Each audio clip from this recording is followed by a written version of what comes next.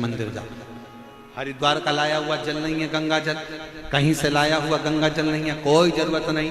अपने मटके का पानी भर लो, अपने हंडे का पानी भर लो, अपने घर का लोटा भर कर जल लो।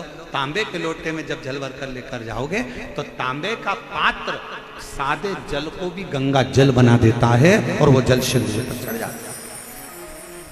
समझेंगे जरा, ये जलाधारी शिवलिंग, शिवलिंग के ऊपर भाग से नीचे तक का भाग जल का स्थान, सभी नदियों का स्थान।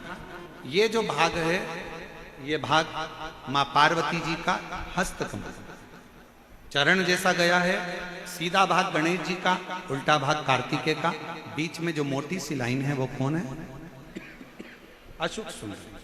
शिव जी के ऊपर जो बूंद बूंद पानी जलाधारी में से टपक रहा है वो शंकर जी की 5 लड़कियां, जया, साथ में बोलिए जया, विषहरा, श्यामली बारी, दौतली, देव, ये शंकर जी की वो 5 लड़कियां हैं।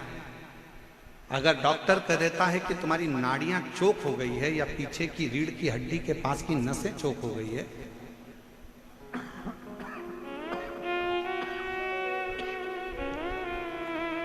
तो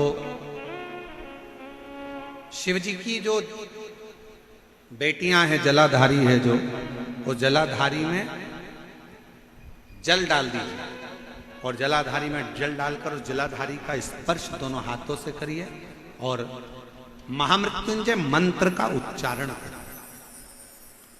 श्री शिवाय नमस्तुभ्यं बोलिए। जो जल टपक रहा है उसको लेकर कटोरी में 2 स्थान पर बैठकर उसको पीना चालू करिए।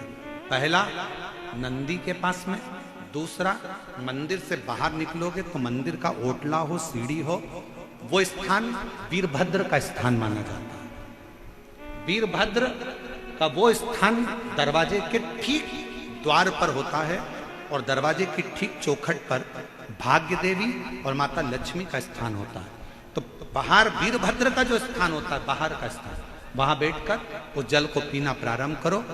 गुरिया खसक गया, नस चोक हो गई, डॉक्टर बोल रहा है कि पैरालिसिस हो गया, शरीर काम नहीं दे रहा, तो 2 स्थान का जल आप अगर पिएंगे चढ़ाया हुआ, जया, फिर से बोलिए जया, विषहरा, श्यामली बारी, दौतली और देव, ये शिव जी की 5 लड़कियों का जल आप शिव जी पर वो जलाधारी में चढ़ाकर हाथ का स्पर्श कर कर महामृत्युंजय मंत्र का स्मरण कर कर चढ़ा हुआ जल का 2 जगह पर भाग पीते हैं। धीरे धीरे धीरे धीरे शरीर की नसें खुलना प्रारंभ हो जाती हैं। शिव कृपा करना प्रारंभ करो।